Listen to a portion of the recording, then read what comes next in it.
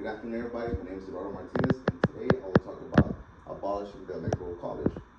I will cover why you should believe that the Electoral College needs to be abolished. I will cover what the Electoral College is, why it was created, and why it is outdated in modern times.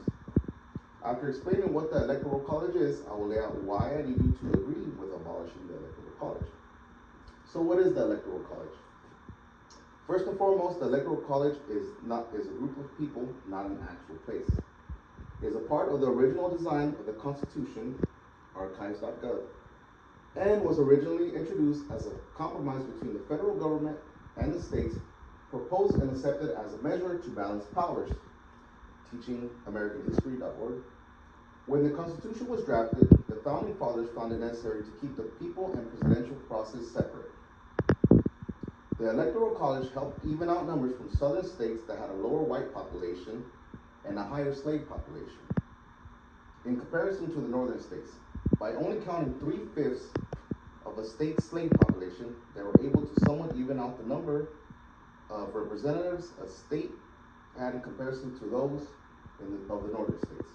So basically, more people, you get more representatives, which means more electors, which means more votes. So how does the Electoral College work? The process is broken down into 3 stages: selection of electors, the vote of electors for president and vice president, and the count of the electoral votes. That's teachingamericanhistory.org. Selection of the electors is based on the total amount of representatives in the House of Representatives based on the population of the state. The selection of the electors is determined by the presidential candidates' political parties and is carried out based on the state legislatures. So basically, the federal government doesn't tell a state how to elect their electors. The vote of these electors is carried out using a certificate of ascertainment, which lists the electors for each candidate. These electors are also reflected on a certificate of vote for the chosen candidate to review. This certificate of vote will then be signed, sealed, and archived. These votes will be counted at the joint session of Congress on January 6th. The vice president will be the one to preside over the counting and will then announce the elected president and vice president. So why is the Electoral College outdated? Well, I'll tell you why. When the 3/5 clause went into play, southern states had the advantage of using the vast slave population to receive additional electors without having states participate in the actual voting. This inflation of votes cemented the largely white southern vote for decades to come. To this day, many southern states do not believe in abolishing the Electoral College, as they still continue to gain from that. Another issue that makes the Electoral College outdated is the disparity between states with huge population differences. A voter in a state like Wisconsin essentially counts more than a voter from a state like California.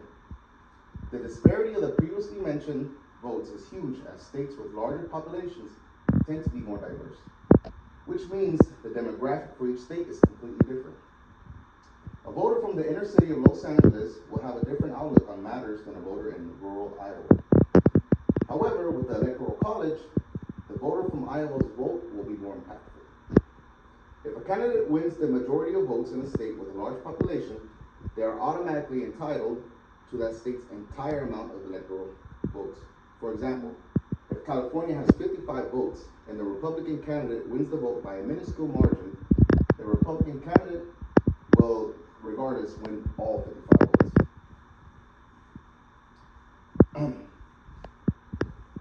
This is known as the winner-takes-all system. Lastly, the popular vote, or the vote of the people, is undermined. A candidate may lose the popular vote but still win the electoral vote. To me, that says, well, the people didn't want you, but you still won the electoral vote, which means you will still be president. That doesn't sit well to me, and I'd suggest you try applying that to your workplace and see how that makes no sense at all. So why you should be in favor of abolishing the Electoral College? The fact that using something that was created to bring equality to votes in the days of slavery already screams outdated to me. Some will argue that the Electoral College is used for equal representation of smaller states. A simple solution to this is the whole number proportional system, Vukovich. The use of the WNP, the whole number proportional system, will get rid of the winner-takes-all system and divide the winning electoral votes according to the winning popular vote of each state. So basically, as opposed to the winner-takes-all system, if somebody, let's say a Republican out of 55 votes wins 20, then they get 20 of those electoral votes, as opposed to one party getting all of them. So it equally and evenly distributes the votes.